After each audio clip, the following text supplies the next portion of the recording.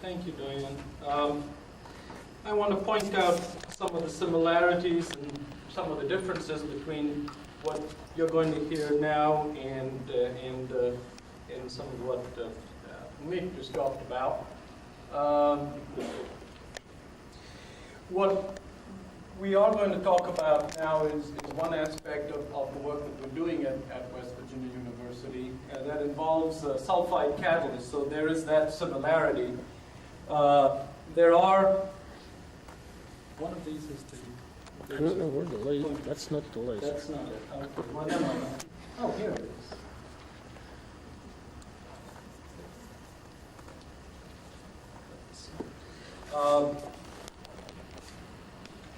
So that's the similarity. We're going to be looking at sulfide catalysts. The differences we're going to see are that Umid knew pretty well what she was putting in as a reactant. She knows exactly what she's getting out as a product, and that makes things at least well defined, if not anything else. What we're going to see is when we're talking about coal here, we really don't know what it is we're putting in. We try to guess at what we're getting out as best we can, and so that makes things more interesting. I'd like to acknowledge my co-authors. Dr. Sharma did all of the runs and the interpretation, and he'll be more than happy to answer any questions you have at the end. He's also going to be talking about another aspect of our work using a related catalyst in a coal liquefaction. Dr. Stiller, Professor Stiller, is our authority on the chemistry and all the rest of that, and I get to stand up and give the talk.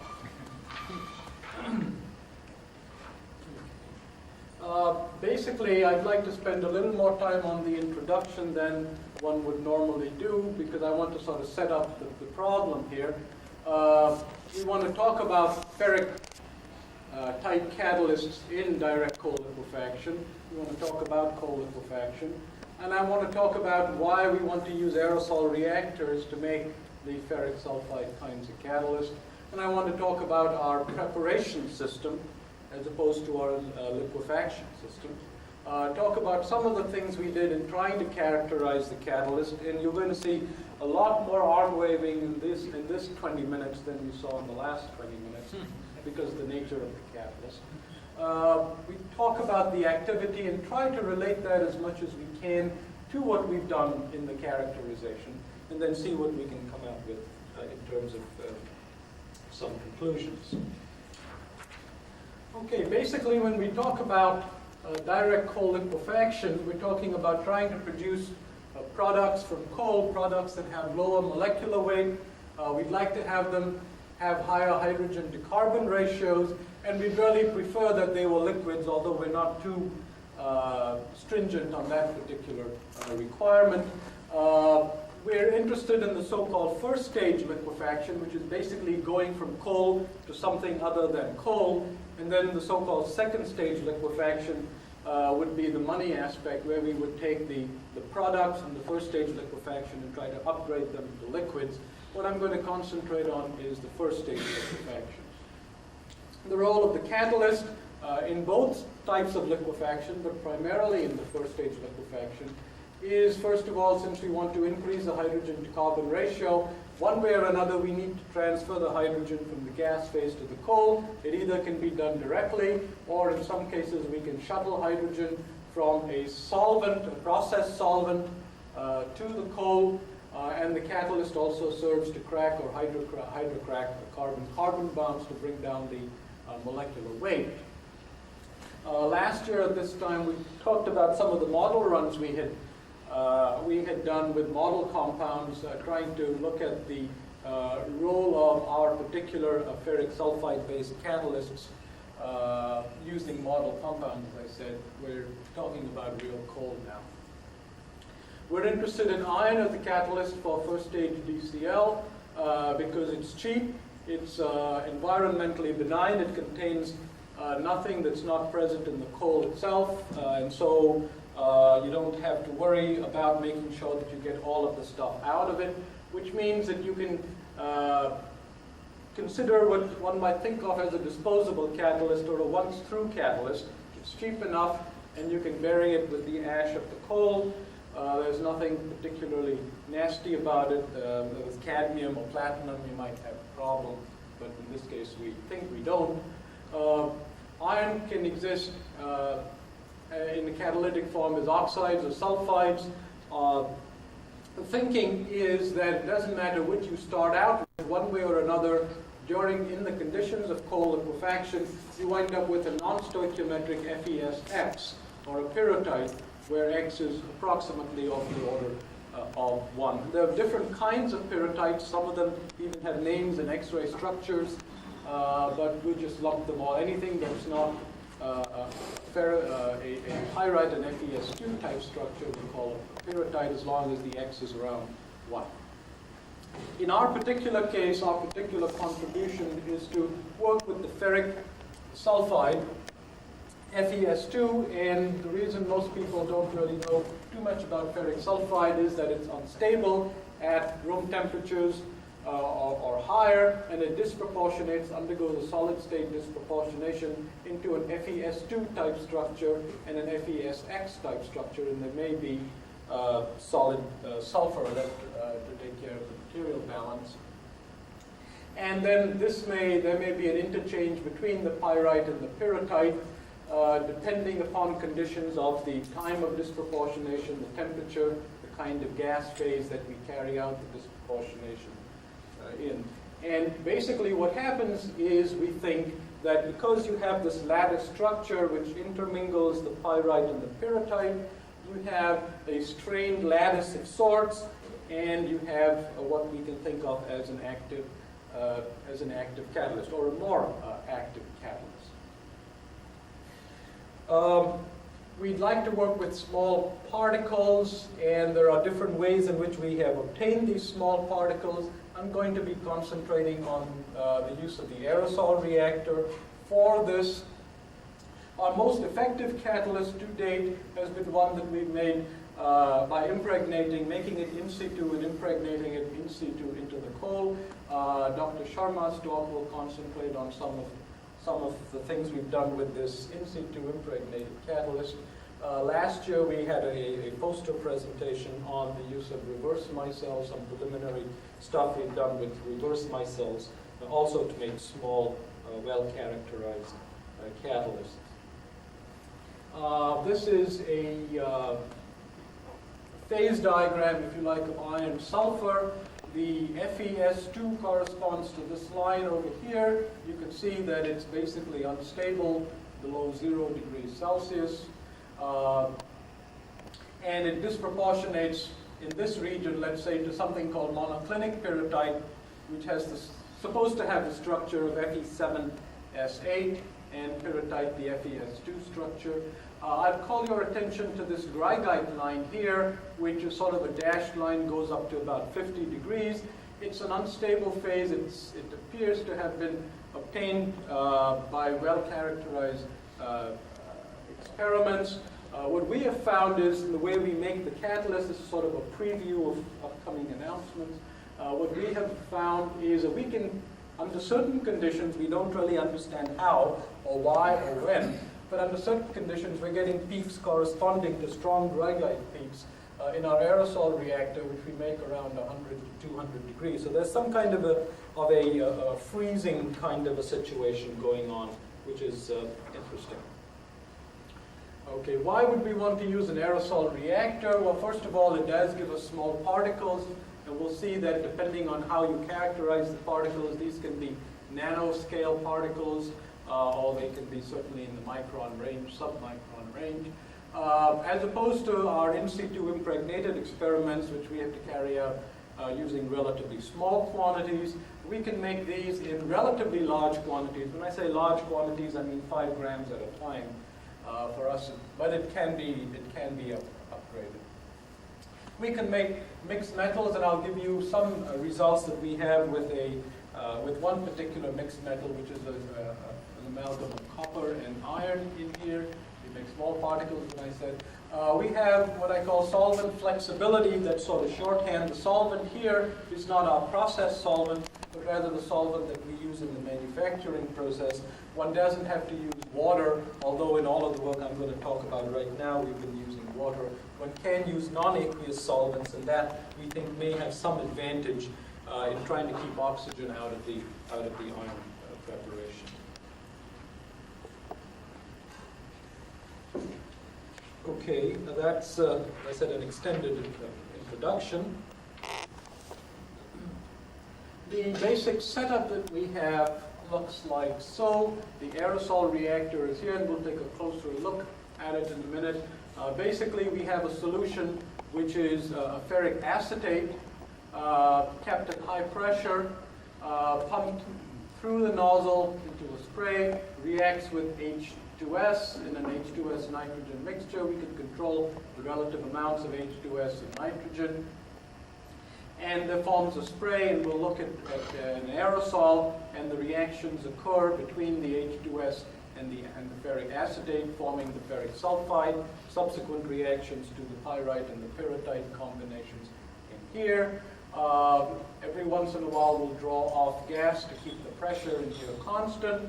Passes through two scrubbers. We want to make sure that the H2S doesn't go out, because we get nasty complaints for some reason when that happens. And the second one is basically a test, is basically an indicator. When we get something in here, we know that something's going wrong.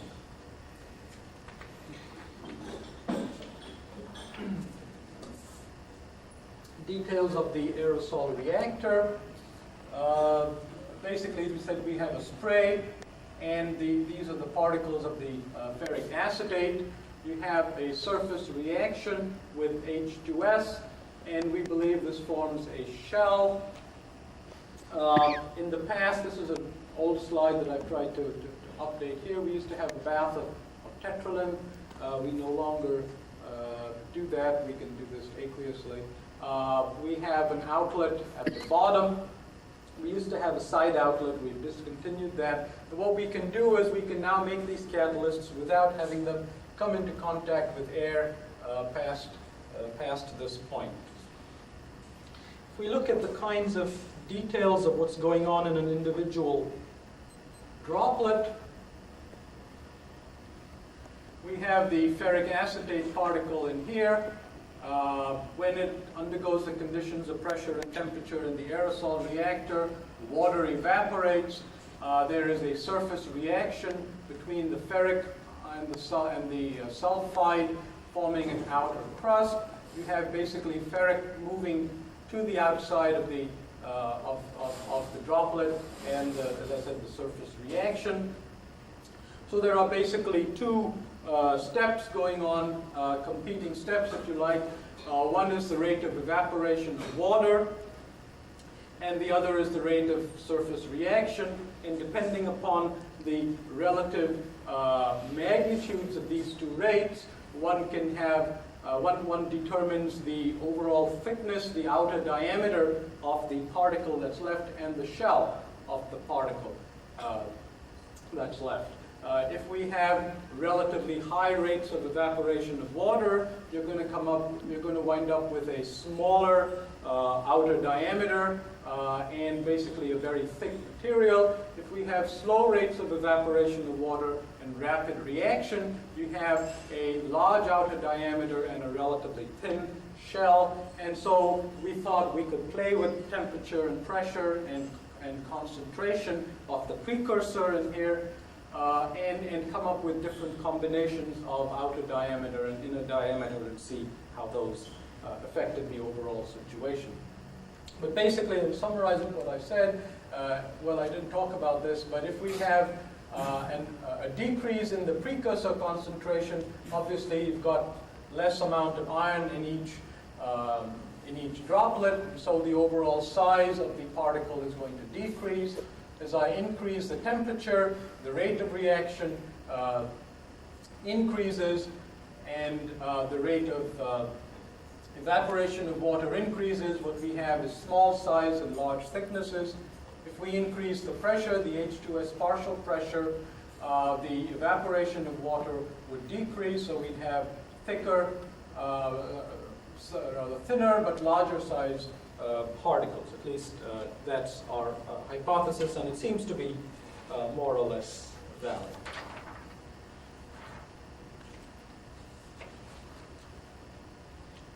This was one of the earlier materials that we looked at in an SEM, and these are relatively large chunks that are composed of much smaller nodules in here, and these are well under a micron, and we have some TEM stuff that shows that you're going actually much smaller than that. We'll look at that in a little bit. But this becomes a segue then to the third part of the talk, which is on characterization. And this is where you get to watch my hands very closely. The things we're going to talk about are some of the more simple physical situations. We did helium pycnometry that gives us the true density, nitrogen DET that gives us the surface area, and we can sort of look at these two and get a reasonable idea of of the overall size, the outer diameter, and the thickness of the shell. We've looked at X-ray diffraction to give us some idea of the phases. This is what alerted us to the fact that we do seem to have dry guide under some certain conditions. We looked at TEM. This was done not in our lab, but at the University of Kentucky in Jerry Huffman's lab. And we'll look at one representative of a lot of photographs that they took. We did some Auger and some EDAX work to try to look at the sulfur to iron ratio, both on the outside and on the inside. The Auger, by the way, very clearly shows that the iron signal, or so I'm told, the iron signal is very characteristic of the monoclinic pyrrhotite, so at least we do have some pyrrhotites. Interestingly, the X-ray diffraction work, and I'm going ahead of myself a little bit, the X-ray diffraction work shows very small, if any, pyrrhotite peaks, and basically that has to do with the nature of the domain of the pyrrhotites. But to look at the pycnometry and the surface area work, I sort of grouped the stuff we had done. We looked at varying the precursor composition. We looked at varying the temperature. It's an example of varying the pressure. And if you look at the change in the surface area when we change the composition, that indicates that we do in fact have the concentration of the precursor, we do in fact have a larger particle, somewhat larger particle, when we drop the precursor concentration. Not really an order of magnitude smaller, but certainly somewhat smaller. And we have basically the thickness is more or less the same as given by the relationship between the gravity and the surface area. If I look at increasing the temperature, what I'm seeing is a somewhat larger particle size. But if I look at the change in the specific gravity, what I'm seeing is that the thickness here, the thickness of the shell, has increased consistent or concurrent with the decrease in the size of the particles. If I look at the effect of increasing pressure, here what we're seeing, as we would have expected, is a larger particle, somewhat larger particle, and a smaller thickness of the particle. The last three here are some results that we did incorporating copper into the lattice. This is the atomic fraction of copper to iron, 10% and 40%. And what we appear to be seeing is a dramatic increase in the surface area, not much change in the specific gravity in the helium pycnometry. And we'll see how that affects the situation. Some of our X-ray diffraction data here. You see we're getting some pyrrhotite peaks, mainly pyrite. These are the larger X-ray opaque materials or X-ray sensitive materials. The G's here, under some conditions, you can see we're getting some of the Greigite peaks, as I mentioned earlier.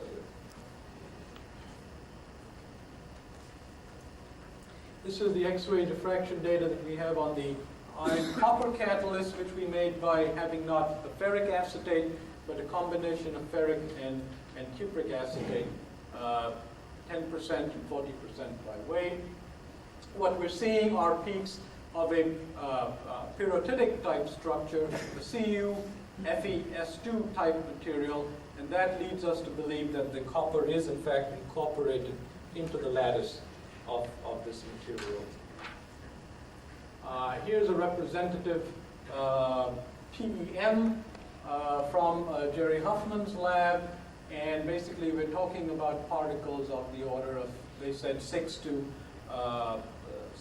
let's say 100 nanometers in size. I don't believe, to be perfectly honest, I don't believe that under the conditions of cold liquefaction you're going to have particles looking like this. This, I think, is an artifact of the way the TEM is done, but everybody that has these iron-based catalysts for cold does their TEM and thinks they have nanometer-sized particles, so we do too, I guess. Me too. The Auger, one of the examples of Auger, this also I'm told by Charles Steinspring, is a signature for the pyrrhotite type Fe, which he obtained by using standard monoclinic pyrrhotite. This was one particular aerosol prepared catalyst. What we are seeing is sulfur to iron on the surface of 2.5. We'll look at the EDAX in a minute. We are seeing some oxygen peaks somewhere in here. Don't have the oxygen peaks marked out. And this is because at this stage we still haven't perfected a way to get the catalyst into Charter's Auger without getting it exposed. Without getting it exposed to air. This is a summary of our EDAX, or Charter's EDAX, and the Auger work. And basically what we're seeing is that the surface sulfur ratio is, in all cases, higher than the bulk surface ratio. So there is some surface segregation. Some of that, at least, is due to the elemental sulfur that seems to be concentrated on the outer surface.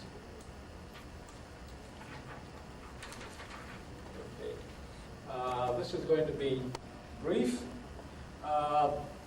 We'll talk about the effects of preparation type.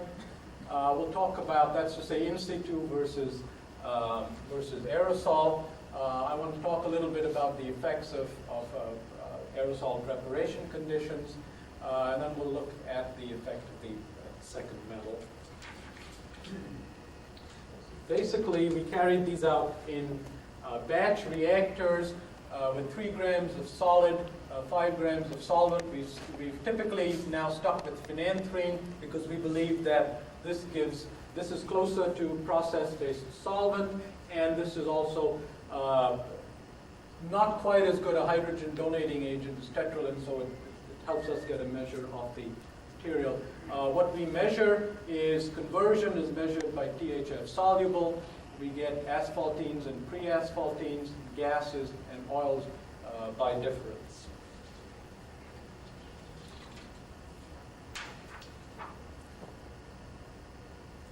We're comparing our aerosol material with the in situ impregnated that Dr. Sharma is going to talk about. The stuff on the left is thermal. I call to your attention that basically the in situ, in almost all cases, except over here where it really doesn't count, the in situ beats the pants of the air. Well, that's a little better than the aerosol anyway, under most conditions.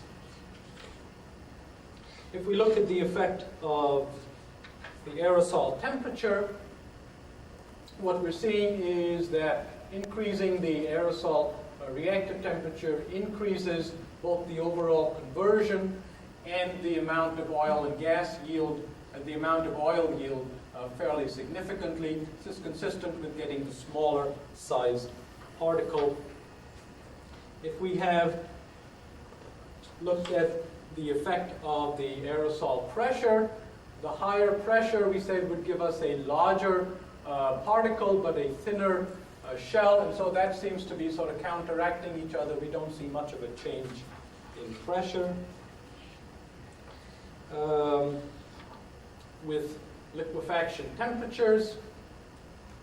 As you might expect, the higher the temperature, the higher the rate, and we're getting, in this case, a significant increase in conversion as well as an increase in the oil yield, which is what we would be looking for. If I look at the effect of adding copper, here I have the iron alone catalyst, 10% copper, 40% copper. Copper seems to be decreasing the overall conversion, but especially if you go from 10 to 40, the selectivity towards oil has significantly improved. So what this is telling us is that if we can do with the lower conversions, we can get better yields of oil out of this. Finally, to conclude, we have produced fine particles of the ferric sulfide-based materials. We can alter particle size and thickness under some conditions with process conditions. We do get unstable phases such as Dreigeit under conditions where one would expect them to be unstable. The effect of temperature and pressure has been monitored in terms of DCL activity. We've seen that as the amount of copper increases, the selectivity to oil and gas increases. I didn't point this out, but the aerosol catalyst, even though the activity is higher, is lower, rather, the selectivity towards oil and gas is higher. And lastly, I'll put this on while I thank you for your attention, and I'll be glad to answer any questions.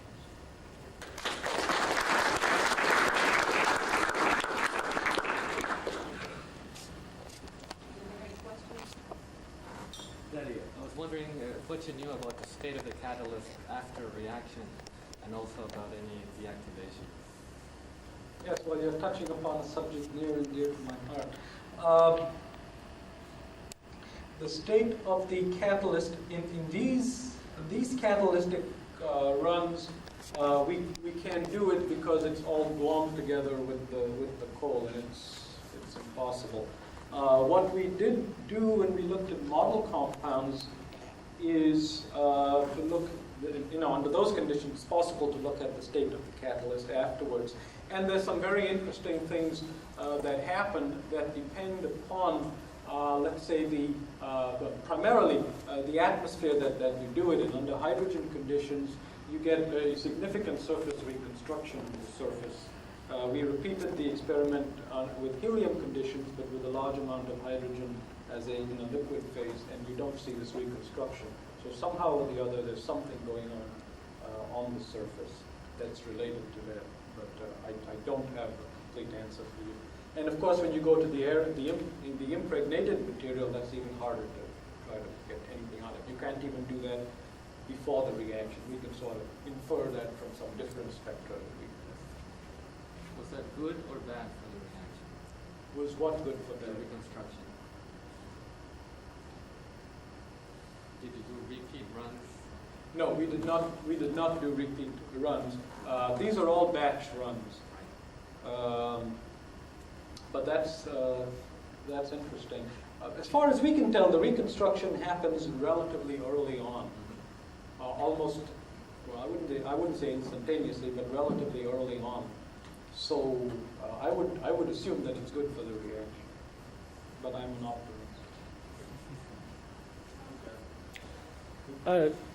If you have the low temperature form, why doesn't that imply that the drop is not at the same temperature as your reactor, and so you're below 100 degrees?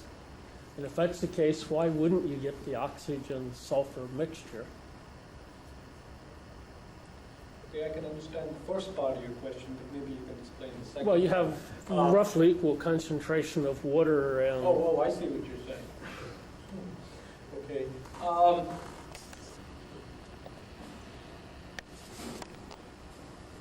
In terms of the first part, we're pretty sure that the stuff is not at 100 degrees for most of its lifetime in the preparation unit, because again, this is done in sort of a semi-batch mode, where all of the catalyst that's reacted stays in the aerosol, or that's formed stays in the aerosol reactor. So it's in there at a substantial temperature, 200 plus. So even if it wasn't quite at 200 degrees at the moment that it was made, it's certainly going to heat to that. And obviously what's happened is that it's gotten, the structure's gotten frozen in while it was made. In terms of why we're not getting a reaction with the iron in water,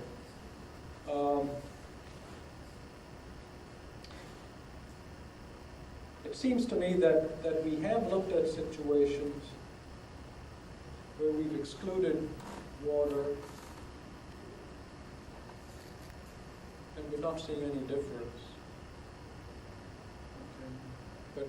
But that doesn't answer it completely. Obviously, there is some interaction between the oxygen. When we do manage to exclude air, we're not seeing as much oxygen. Just a couple quick ones. I was kind of curious, you kind of outlined why you choose iron, but then you go copper. I'm kind of curious on why you choose copper. And also the other thing is your selectivity. Both times when you decrease conversion, you start improving selectivity. I was wondering if that's an issue of contact, where you have multiple exposures to catalysts. Whereas if you limit contact, you would have a better selectivity. Let me answer the second part first. That could well be, however, I wouldn't say the only mechanism, but certainly a well-respected possible mechanism for going from the coal to the oil would be going through the asphaltenes. So it's more of an A to B to C. And C, in this case, is the more valuable species. Well, actually it goes A to B to C, and then B can go back to A, or B can go to like a coke material as well. So it's not quite that straightforward. So it could be a contact problem, but probably not. It's probably a faster asphaltene to oil situation, or perhaps a slower asphaltene reversible situation. I forget the first. Copper. Oh, why did we pick copper? That's a good question. We went through the table looking for things that evade the what's the name of those rules? Some chemistry rules that say what's going to alloy with what has to do with the. I always bring that overhead this time I do. And we looked at. Well, we started out looking at nickel, which was the first one. And what we found is that actually we haven't done the nickel with the aerosol, but in a conventional way. What we found is that activity and selectivity either went down or was certainly no better with nickel, and that disappointed us until we realized that what's probably happening is we've strained the catalyst so much so that adding nickel doesn't make any difference. And then we went through the tables, and this is one of the advantages or disadvantages of having a chemist and a chemical engineer working together. The chemist says, "Oh, I've never looked at this one. Let's throw this one in." But we've looked at nickel. We've looked at moly. Again, not in terms of the aerosol. We started out